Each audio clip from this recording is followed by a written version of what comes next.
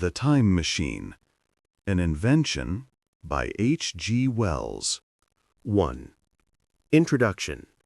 The time traveler, for so it will be convenient to speak of him, was expounding a recondite matter to us. His pale gray eyes shone and twinkled, and his usually pale face was flushed and animated. The fire burned brightly, and the soft radiance of the incandescent lights in the lilies of silver caught the bubbles that flashed and passed in our glasses. Our chairs, being his patents, embraced and caressed us rather than submitted to be sat upon, and there was that luxurious after-dinner atmosphere when thought runs gracefully free of the trammels of precision. And he put it to us in this way, marking the points with a lean forefinger, as we sat and lazily admired his earnestness over this new paradox, as we thought it, and his fecundity. You must follow me carefully. I shall have to controvert one or two ideas that are almost universally accepted. The geometry, for instance, they taught you at school is founded on a misconception. "Is not that rather a large thing to expect us to begin upon?" said Philby, an argumentative person with red hair. "I do not mean to ask you to accept anything without reasonable ground for it. You will soon admit as much as I need from you. You know, of course, that a mathematical line, a line of thickness nil, has no real existence. They taught you that. Neither has a mathematical plane. These things are mere abstractions." "That's all right," said the psychologist. "Nor, having only length, breadth, and thickness, can a cube have a real existence." "There I object," said Philby. "Of course, a solid body may exist, all real things. So most people think. But wait a moment. Can an instantaneous cube exist?" "Don't follow you," said Philby. Can a cube that does not last for any time at all have a real existence? Philby became pensive. "Clearly," the time traveler proceeded, "any real body must have extension in 4 directions.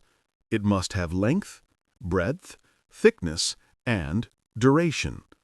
But through a natural infirmity of the flesh, which I will explain to you in a moment, we incline to overlook this fact. There are really 4 dimensions, 3 which we call the 3 planes of space, and a 4th, time. There is, however, a tendency to draw an unreal distinction between the former 3 dimensions and the latter, because it happens that our consciousness moves intermittently in one direction along the latter from the beginning of our lives to the end." "That," said a very young man, making spasmodic efforts to relight his cigar over the lamp, "that, very clear indeed. Now, it's very remarkable that this is so extensively overlooked," continued the time traveler with a slight accession of cheerfulness. "Really, this is what is meant by the 4th dimension, though some people who talk about the 4th dimension do not know they mean it. It is only another way of looking at time. There is no difference between time and any of the 3 dimensions of space, except that our consciousness moves along it. But some foolish people have got hold of the wrong side of that idea. You have all heard what they have to say about this 4th dimension." "I have not," said the provincial mayor.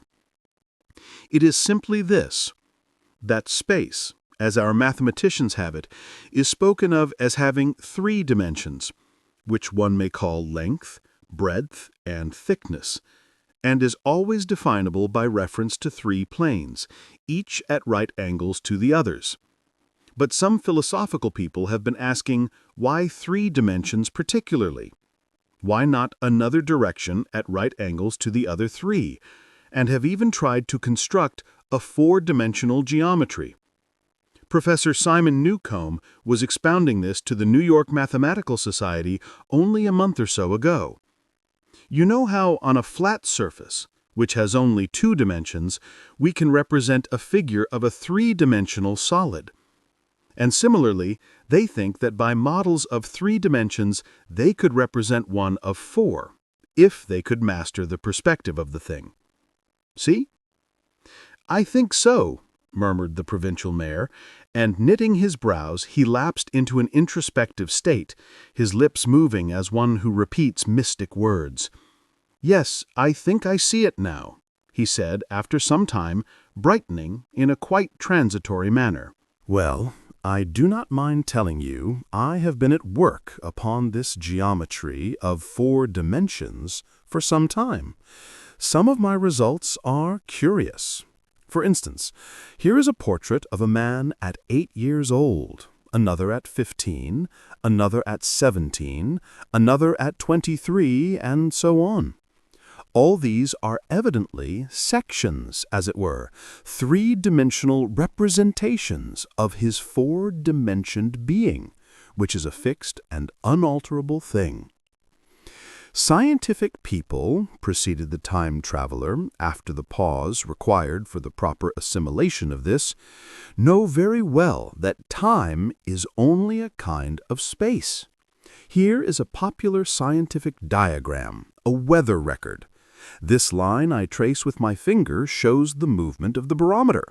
Yesterday it was so high. Yesterday night it fell.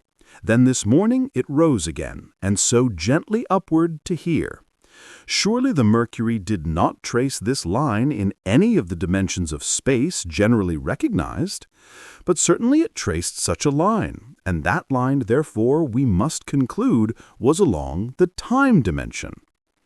But, said the medical man, staring hard at a coal in the fire, if time is really only a 4th dimension of space, why is it? And why has it always been regarded as something different? And why cannot we move in time as we move about in the other dimensions of space? The time traveler smiled. Are you so sure we can move freely in space? Right and left we can go, backward and forward freely enough, and men always have done so. I admit we move freely in 2 dimensions, but how about up and down? Gravitation limits us there. Not exactly, said the medical man. There are balloons. But before the balloons, save for spasmodic jumping and the inequalities of the surface, man had no freedom of vertical movement. Still they could move a little up and down, said the medical man. Easier, far easier down than up. And you cannot move at all in time. You cannot get away from the present moment. My dear sir, that is just where you are wrong. That is just where the whole world has gone wrong. We are always getting away from the present moment. Our mental existences, which are immaterial and have no dimensions, are passing along the time dimension with a uniform velocity from the cradle to the grave. Just as we should travel down if we began our existence 50 miles above the Earth's surface. But the great difficulty is this, interrupted the psychologist. You can move about in all directions of space, but you cannot move about in time. I cannot explain you are wrong until you understand how you are... Well, I do not mind telling you, I have been at work upon this geometry of 4 dimensions for some time. Some of my results are curious. For instance, here is a portrait of a man at 8 years old, another at 15, another at 17, another at 23, and so on. All these are evidently sections, as it were, 3-dimensional representations of his 4-dimensioned being, which is a fixed and unalterable thing. Scientific people, proceeded the time traveler, after the pause required for the proper assimilation of this, know very well that time is only a kind of space. Here is a popular scientific diagram, a weather record.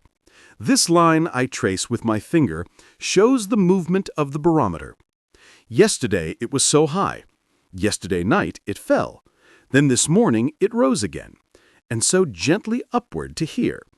Surely the mercury did not trace this line in any of the dimensions of space generally recognized, but certainly it traced such a line, and that line, therefore, we must conclude was along the time dimension.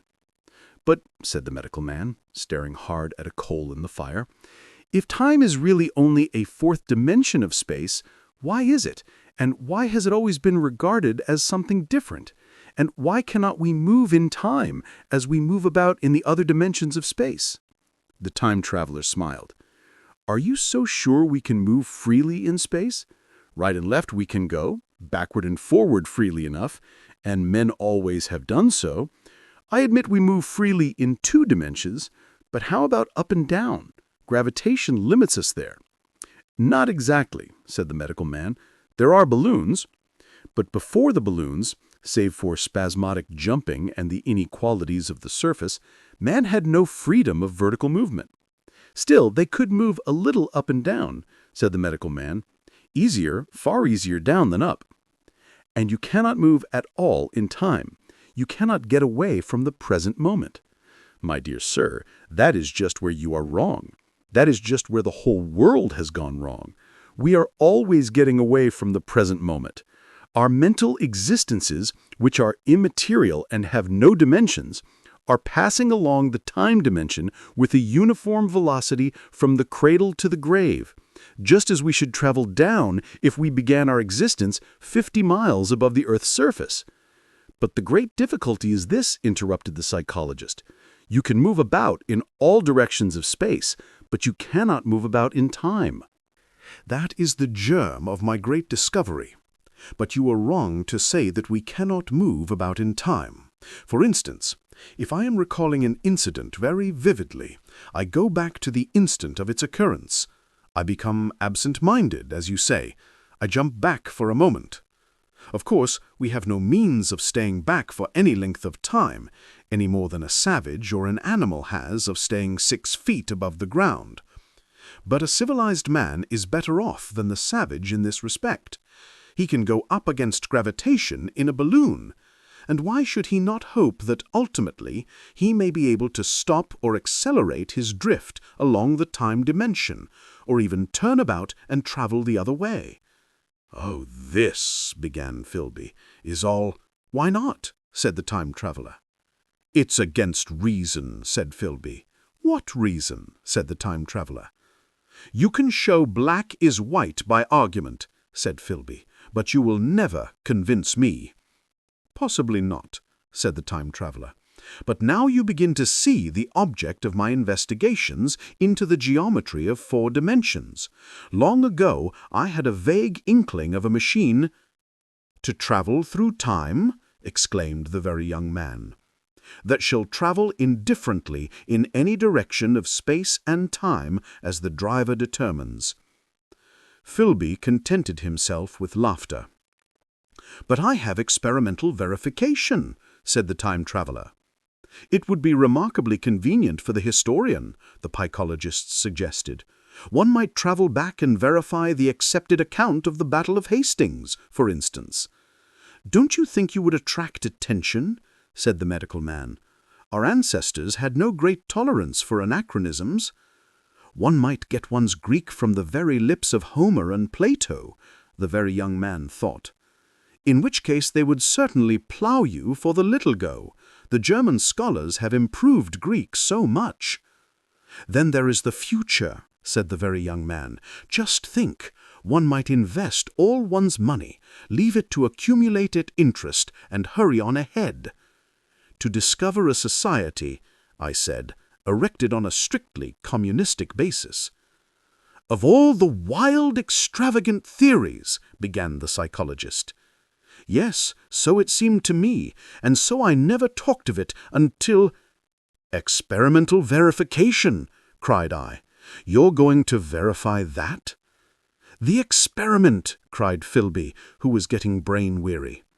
"Let's see your experiment anyhow," said the psychologist, "though it's all humbug, you know." The time traveler smiled round at us. Then he, still smiling faintly, and with his hands deep in his trouser pockets, he walked slowly out of the room, and we heard his slippers shuffling down the long passage to his laboratory. The psychologist looked at us. "I wonder what he's got," said the medical man. "Some sleight-of-hand trick or other," and Philby tried to tell us about a conjurer he had seen at Burslem, but before he had finished his preface, the time traveler came back, and Philby's anecdote collapsed. Chapter 2. The Machine. The thing the time traveler held in his hand was a glittering metallic framework scarcely larger than a small clock and very delicately made. There was ivory in it and some transparent crystalline substance. And now I must be explicit, for this that follows, unless his explanation is to be accepted, is an absolutely unaccountable thing. He took one of the small octagonal tables that were scattered about the room and set it in front of the fire with two legs on the hearthrug. On this table he placed the mechanism. Then he drew up a chair and sat down. The only other object on the table was a small shaded lamp, the bright light of which fell upon the model. There were also perhaps a dozen candles about, 2 in brass candlesticks upon the mantel, and several in sconces, so that the room was brilliantly illuminated. I sat in a low armchair nearest the fire, and I drew this forward so as to be almost between the time traveler and the fireplace. Philby sat behind him, looking over his shoulder. The medical man and the provincial mayor watched him in profile from the right, the psychologist from the left. The very young man stood behind the psychologist. We were all on the alert.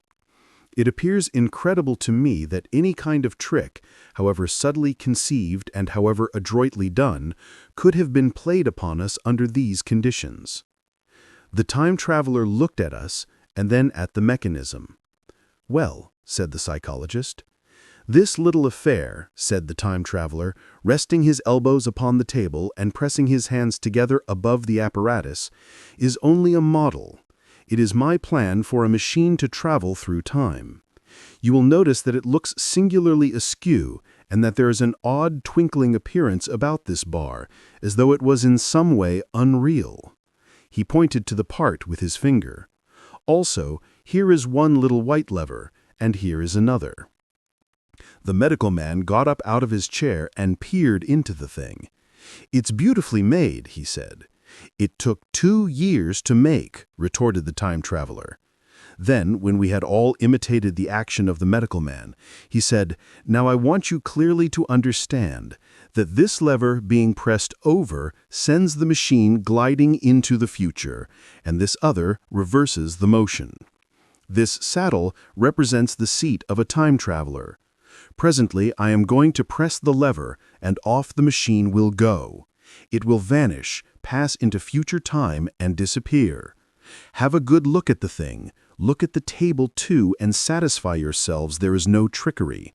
I don't want to waste this model and then be told I'm a quack." There was a minute's pause, perhaps. The psychologist seemed about to speak to me, but changed his mind. Then the time traveler put forth his finger towards the lever. "No," he said suddenly, "lend me your hand." And turning to the psychologist, he took that individual's hand in his own and told him to put out his forefinger, so that it was the psychologist himself who sent forth the model time machine on its interminable voyage. We all saw the lever turn. I am absolutely certain there was no trickery. There was a breath of wind, and the lamp flame jumped. One of the candles on the mantel was blown out, and the little machine suddenly swung round, became indistinct, was seen as a ghost for a second, perhaps as an eddy of faintly glittering brass and ivory. And it was gone. Vanished. Save for the lamp, the table was bare. Everyone was silent for a minute. Then Philby said he was damned. The psychologist recovered from his stupor and suddenly looked under the table.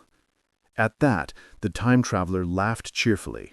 "Well," he said, with a reminiscence of the psychologist. Then, getting up, he went to the tobacco jar on the mantel and with his back to us began to fill his pipe. We stared at each other. "Look here," said the medical man. "Are you in earnest about this? Do you seriously believe that that machine has traveled into time?" "Certainly," said the time traveler, stooping to light a spill at the fire. Then he turned, lighting his pipe, to look at the psychologist's face. The psychologist, to show that he was not unhinged, helped himself to a cigar and tried to light it uncut. "What is more, I have a big machine nearly finished in there." He indicated the laboratory, "and when that is put together, I mean to have a journey on my own account." "You mean to say that that machine has traveled into the future?" said Philby. "Into the future or the past, I don't for certain know which." After an interval, the psychologist had an inspiration. "It must have gone into the past, if it has gone anywhere." "Why?" said the time traveler. "Because I presume that it has not moved in space. And if it traveled into the future, it would still be here all this time, since it must have traveled through this time." "But," I said, "if it traveled into the past, it would have been visible when we came first into this room, and last Thursday when we were here, and the Thursday before that, and so forth." "Serious objections," remarked the provincial mayor, with an air of impartiality, turning towards the time traveler. "Not a bit," said the time traveler, and, to the psychologist, "You think you can explain that? It's presentation below the threshold. You know, diluted presentation." "Of course," said the psychologist, and reassured us. "That's a simple point of psychology. I should have thought of it. It's plain enough and helps the paradox delightfully. We cannot see it, nor can we appreciate this machine, any more than we can the spoke of a wheel spinning or a bullet flying through the air. If it is traveling through time 50 times or 100 times faster than we are, if it gets through a minute while we get through a second, the impression it creates will of course be only 1/50th or 100th of what it would make if it were not traveling in time. That's plain enough." He passed his hand through the space in which the machine had been. "You see," he said, laughing. We sat and stared at the vacant table for a minute or so. Then the time traveler asked us what we thought of it all. "It sounds plausible enough tonight," said the medical man, "but wait until tomorrow. Wait for the common sense of the morning." "Would you like to see the time machine itself?" asked the time traveler.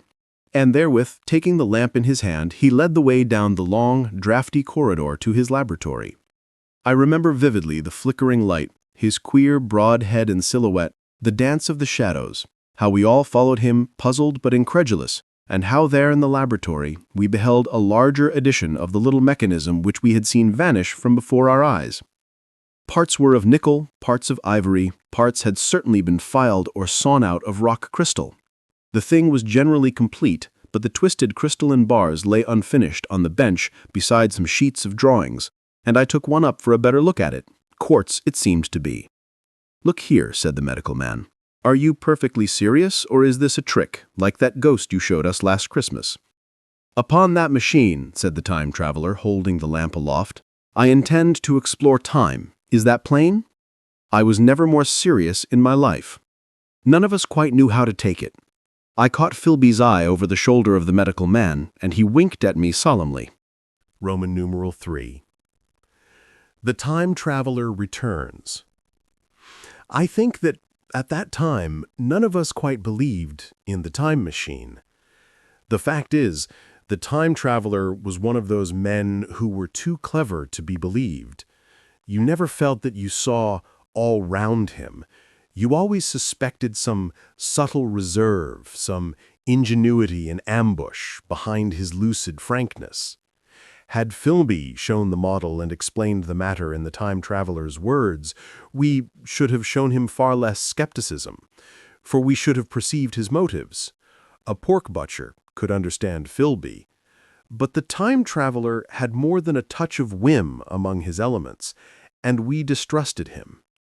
Things that would have made the fame of a less clever man seemed tricks in his hands. It is a mistake to do things too easily.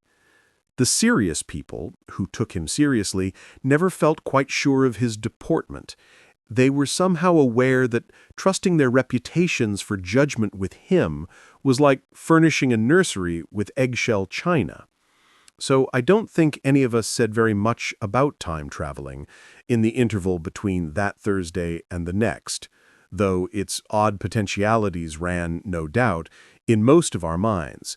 Its plausibility, That is, its practical incredibility, the curious possibilities of anachronism and of utter confusion it suggested. For my own part, I was particularly preoccupied with the trick of the model. That I remember discussing with the medical man, whom I met on Friday at the Linnean. He said he had seen a similar thing at Tübingen, and laid considerable stress on the blowing out of the candle. But how the trick was done, he could not explain. The next Thursday, I went again to Richmond. I suppose I was one of the time traveler's most constant guests, and, arriving late, found 4 or 5 men already assembled in his drawing room. The medical man was standing before the fire, with a sheet of paper in one hand and his watch in the other. I looked round for the time traveler and, "It's 7:30 now," said the medical man. "I suppose we'd better have dinner?" "Where's—" said I, naming our host. "You've just come. It's rather odd. He's unavoidably detained. He asks me in this note to lead off with dinner at 7, if he's not back. Says he'll explain when he comes." "It seems a pity to let the dinner spoil," said the editor of a well-known daily paper, and thereupon the doctor rang the bell. The psychologist was the only person besides the doctor and myself who had attended the previous dinner. The other men were Blank, the editor aforementioned, a certain journalist, and another, a quiet, shy man with a beard, whom I didn't know, and who, as far as my observation went, never opened his mouth all the evening. There was some speculation at the dinner table about the time traveler's absence, and I suggested time traveling in a half-jocular spirit. The editor wanted that explained to him, and the psychologist volunteered a wooden account of the ingenious paradox and trick we had witnessed that day week. He was in the midst of his exposition when the door from the corridor opened slowly and without noise. I was facing the door and saw it first. "Hello," I said. "At last." And the door opened wider, and the time traveler stood before us. I gave a cry of surprise. "Good heavens, man! What's the matter?" cried the medical man, who saw him next, and the whole tableful turned towards the door. He was in an amazing plight. His coat was dusty and dirty, and smeared with green down the sleeves. His hair disordered, and as it seemed to me, grayer, either with dust and dirt, or because its color had actually faded. His face was ghastly pale. His chin had a brown cut on it, a cut half-healed. His expression was haggard and drawn as by intense suffering. For a moment he hesitated in the doorway, as if he had been dazzled by the light. Then he came into the room. He walked with just such a limp as I have seen in footsore tramps. We stared at him in silence, expecting him to speak. He said not a word, but came painfully to the table and made a motion towards the wine. The editor filled a glass of champagne and pushed it towards him. He drained it, and it seemed to do him good, for he looked around the table, and the ghost of his old smile flickered across his face. "What on earth have you been up to, man?" said the doctor. The time traveler did not seem to hear. "Don't let me disturb you," he said with a certain faltering articulation. "I'm all right." He stopped, held out his glass for more, and took it off at a draught. "That's good," he said. His eyes grew brighter, and a faint color came into his cheeks. His glance flickered over our faces with a certain dull approval, and then went round the warm and comfortable room. Then he spoke again, still as it were feeling his way among his words. "I'm going to wash and dress, and then I'll come down and explain things. Save me some of that mutton. I'm starving for a bit of meat." He looked across at the editor, who was a rare visitor, and hoped he was all right. The editor began a question. "Tell you presently," said the time traveler. "I'm funny. Be all right in a minute." He put down his glass and walked towards the staircase door. Again I remarked his lameness and the soft padding sound of his footfall.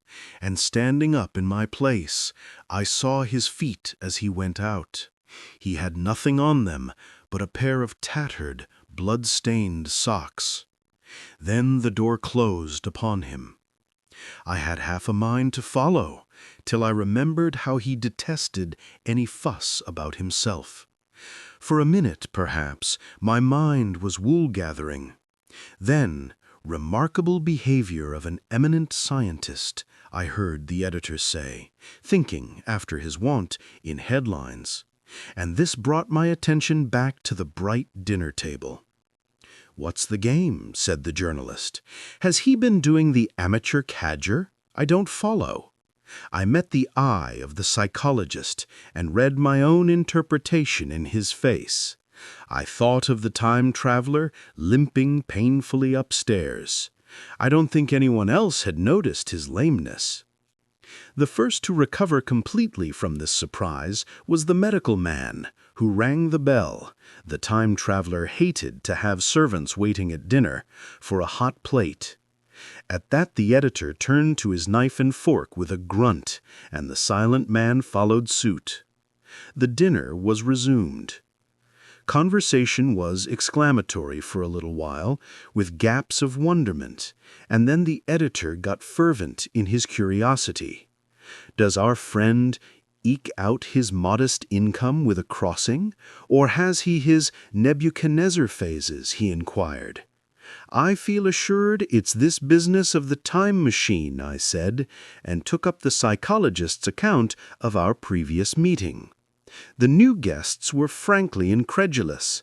The editor raised objections. What was this time-traveling? A man couldn't cover himself with dust by rolling in a paradox, could he? And then, as the idea came home to him, he resorted to caricature. Hadn't they any clothes brushes in the future? The journalist, too, would not believe at any price, and joined the editor in the easy work of heaping ridicule on the whole thing. They were both the new kind of journalist, very joyous, irreverent young men. "Our special correspondent in the day after tomorrow reports," the journalist was saying, or rather shouting, when the time traveler came back. He was dressed in ordinary evening clothes, and nothing save his haggard look remained of the change that had startled me. "I say," said the editor hilariously, "these chaps here say you have been traveling into the middle of next week. Tell us all about Little Rosebery, will you? What will you take for the lot?" The time traveler came to the place reserved for him without a word. He smiled quietly in his old way. "Where's my mutton?" he said. "What a treat it is to stick a fork into meat again." "Story!" cried the editor. "Story be damned," said the time traveler. "I want something to eat. I won't say a word until I get some peptone into my arteries. Thanks, and the salt." "One word," said I. "Have you been time traveling?" "Yes," said the time traveler, with his mouth full, nodding his head. "I'd give a shilling a line for a verbatim note," said the editor. The time traveler pushed his glass towards the silent man and rang it with his fingernail, at which the silent man, who had been staring at his face, started convulsively and poured him wine. The rest of the dinner was uncomfortable. For my own part, sudden questions kept on rising to my lips, and I dare say it was the same with the others. The journalist tried to relieve the tension by telling anecdotes of Hetty Potter. The time traveler devoted his attention to his dinner and displayed the appetite of a tramp. The medical man smoked a cigarette and watched the time traveler through his eyelashes. The silent man seemed even more clumsy than usual and drank champagne with regularity and determination out of sheer nervousness. At last the time traveler pushed his plate away and looked round us. "I suppose I must apologize," he said. "I was simply starving. I've had a most amazing time." He reached out his hand for a cigar and cut the end. "But come into the smoking room. It's too long a story to tell over greasy plates." And ringing the bell in passing, he led the way into the adjoining room. "You have told blank and dash and chose about the machine?" he said to me, leaning back in his easy chair and naming the 3 new guests. "But the thing's a mere paradox," said the editor. "I can't argue tonight. I don't mind telling you the story, but I can't argue. I will," he went on, "tell you the story of what has happened to me, if you like, but you must refrain from interruptions. I want to tell it badly. Most of it will sound like lying, so be it. It's true, every word of it, all the same. I was in my laboratory at 4 o'clock, and since then I've lived 8 days, such days as no human being ever lived before. I'm nearly worn out, but I shan't sleep till I've told this thing over to you. Then I shall go to bed, but no interruptions. Is it agreed?" "Agreed," said the editor, and the rest of us echoed, "Agreed." And with that the time traveler began his story as I have set it forth. He sat back in his chair at first and spoke like a weary man.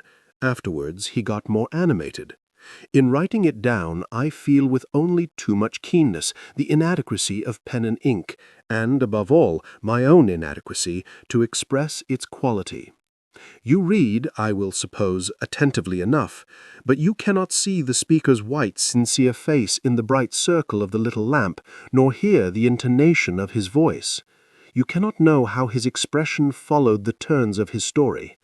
Most of us hearers were in shadow, for the candles in the smoking room had not been lighted, and only the face of the journalist and the legs of the silent man from the knees downward were illuminated. At first we glanced now and again at each other. After a time we ceased to do that and looked only at the time traveler's face. Chapter 4. Time Traveling. I told some of you last Thursday of the principles of the time machine and showed you the actual thing itself, incomplete, in the workshop. There it is now, a little travel-worn, truly, and one of the ivory bars is cracked and a brass rail bent, but the rest of it's sound enough. I expected to finish it on Friday, but on Friday, when the putting together was nearly done, I found that one of the nickel bars was exactly 1 inch too short, and this I had to get remade, so that the thing was not complete until this morning. It was at 10 o'clock today that the first of all time machines began its career. I gave it a last tap, tried all the screws again, put one more drop of oil on the quartz rod, and sat myself in the saddle.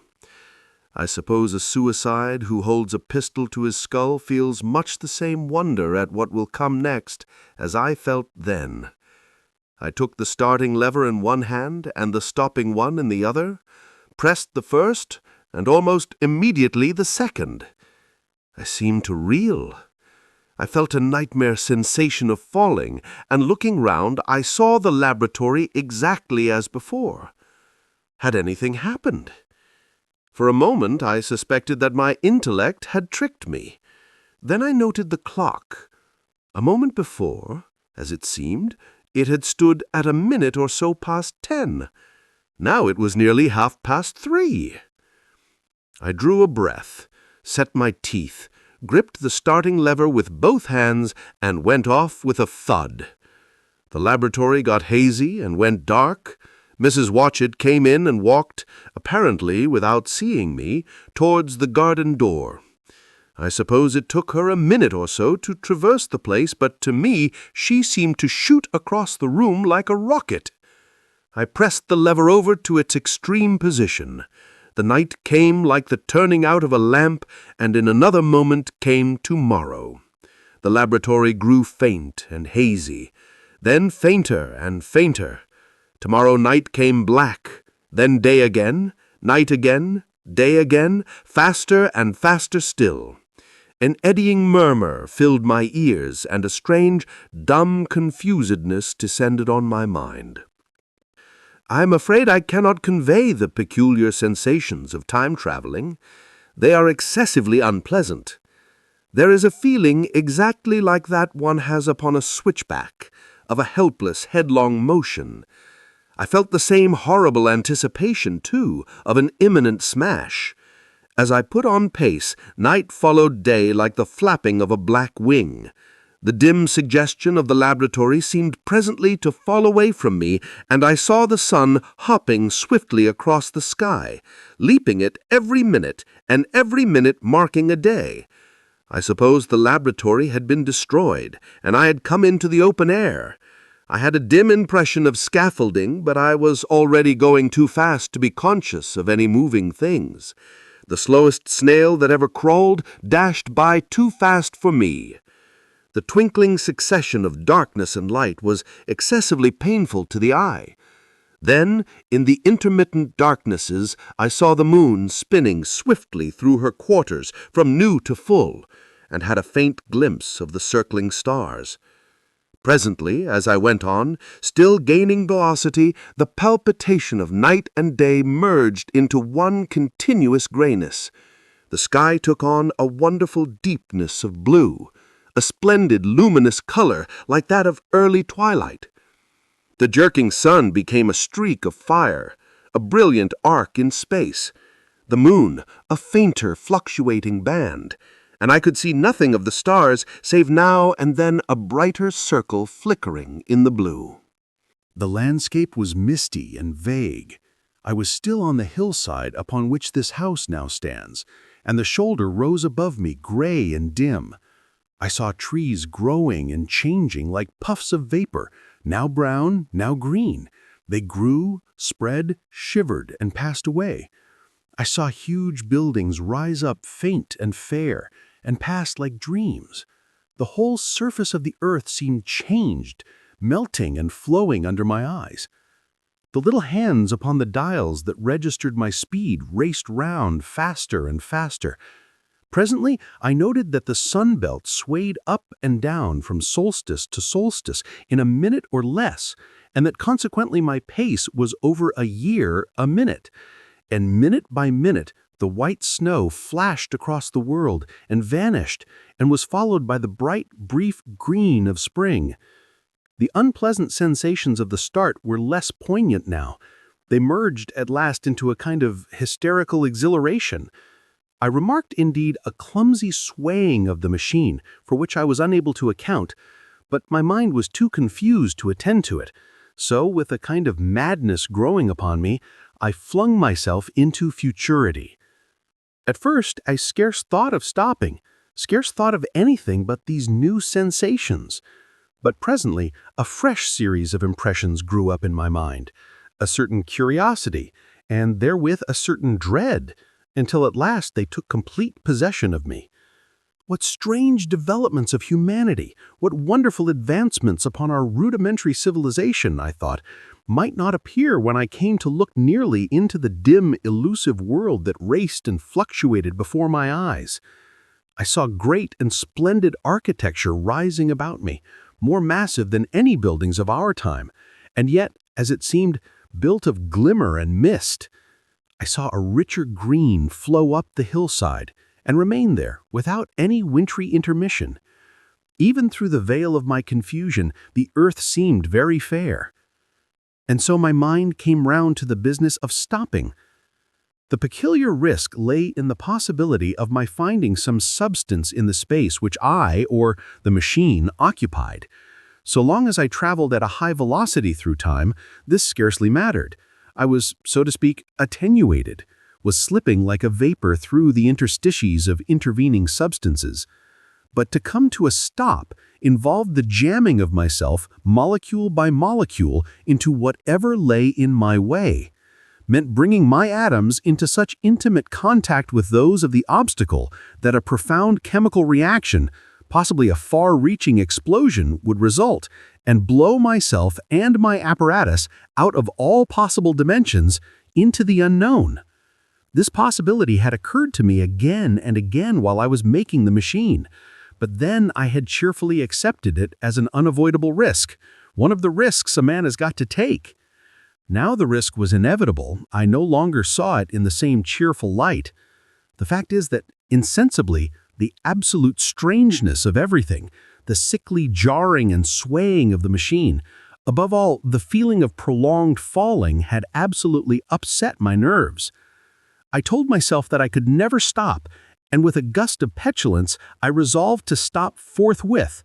Like an impatient fool, I lugged over the lever, and incontinently the thing went reeling over, and I was flung headlong through the air.